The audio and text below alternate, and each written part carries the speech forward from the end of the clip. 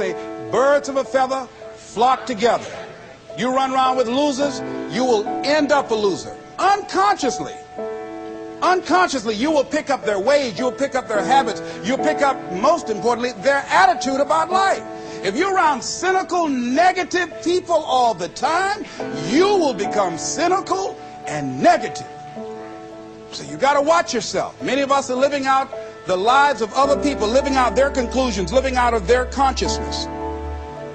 The other thing is that you begin to looking at your life and looking at what it is that you want to achieve. Another crucial thing that you must do is align yourself with powerful people. Align yourself with people that can encourage you, people that can empower you, people that you can learn from, people that you can grow from. That's very important. See, if you have people around you that can contribute to your growth. When I wanted to become a speaker, I joined the National Speakers Association.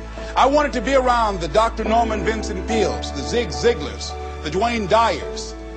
I wanted to be around people that were doing what I wanted to do. I wanted to learn from them. And you want to do that too. You want to align yourself with people who think like you, people who dream like you, people who want more out of life, people that are stretching and searching and seeking some higher ground in life. As opposed to the majority of people. Somebody said, always strive to get on top in life because it's the bottom that's overcrowded. And so you don't want to be on the bottom. See, it's easy to be on the bottom. It doesn't take any effort to be a loser. It doesn't take any motivation, any drive in order to stay down there on a low level. But it calls on everything in you, ladies and gentlemen. You have to harness your will to say, I'm going to challenge myself. Sometimes I have to pull myself out of bed and say, come on, Les. Things I know I should do, I don't do. Things I shouldn't do, I do. I found that the biggest enemy you have to deal with is yourself. There's an old African proverb that says, if there's no enemy within, the enemy outside can do us no harm. So think about that.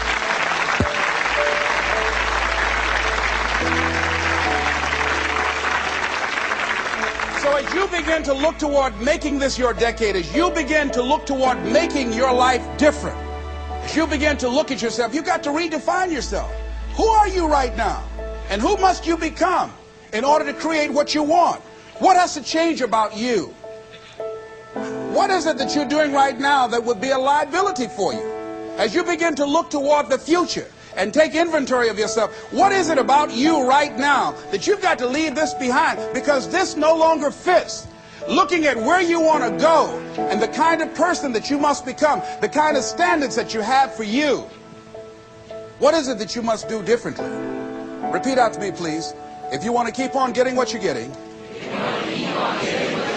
keep on doing what you're doing. See, that doesn't take an Einstein for that one. All right?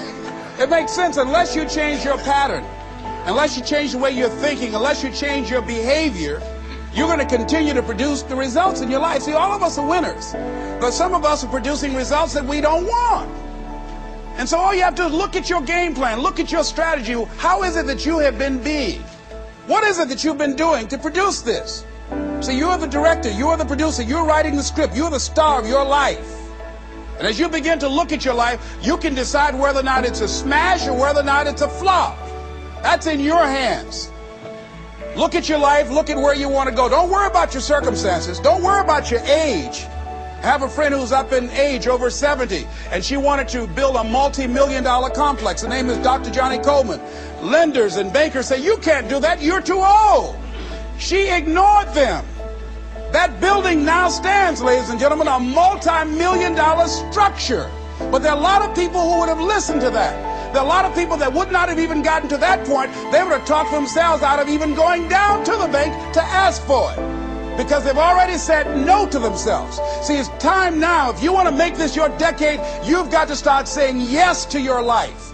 You've got to start saying yes to your dreams, yes to your unfolding future, yes to your potential, as opposed to saying no. See, 87% of our self-talk is negative. So you've got to make a conscious, deliberate, determined effort to say yes to your dreams. Why not? Why not me? Don't spend time like most people going through life complaining. Don't try and get on talk shows and tell everybody how life has done you wrong. Here's what's happening in the audience. 80% don't care, and 50% glad it's you.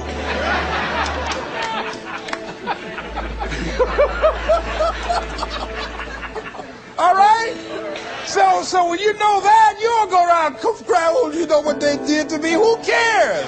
Get away from me before they come back.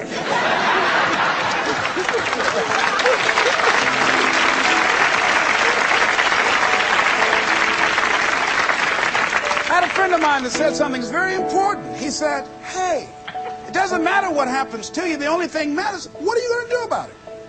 That's all that matters. Okay, life knocked you down. What are you going to do about it? How long are you going to sit there and say, you know what they did to me? How long? Who wants to hear that racket? Use that energy to get up from there and move on and get on with your life. You got to learn to let the past go so you can grow. Many people never act on their dreams because they allow their past experiences to determine what their possibilities are. Whatever you've done in the past, that's not a reflection of your possibilities. That's just a reflection of your consciousness. That's just a reflection of your development and your growth. The future is unfolding for you right now. The future is unlimited for you right now.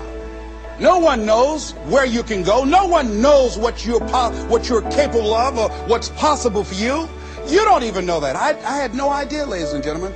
No one could have convinced me that I was able to do this. I'll never forget, I was speaking in Detroit, and a high school friend of mine saw me afterwards, and he was backstage. He said, I can't believe it's the same person.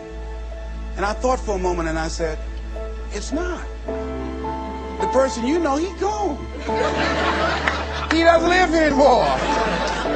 We have the power to change our personal history, changing the direction of our lives, changing our thoughts, changing where we want to go, exploring new horizons.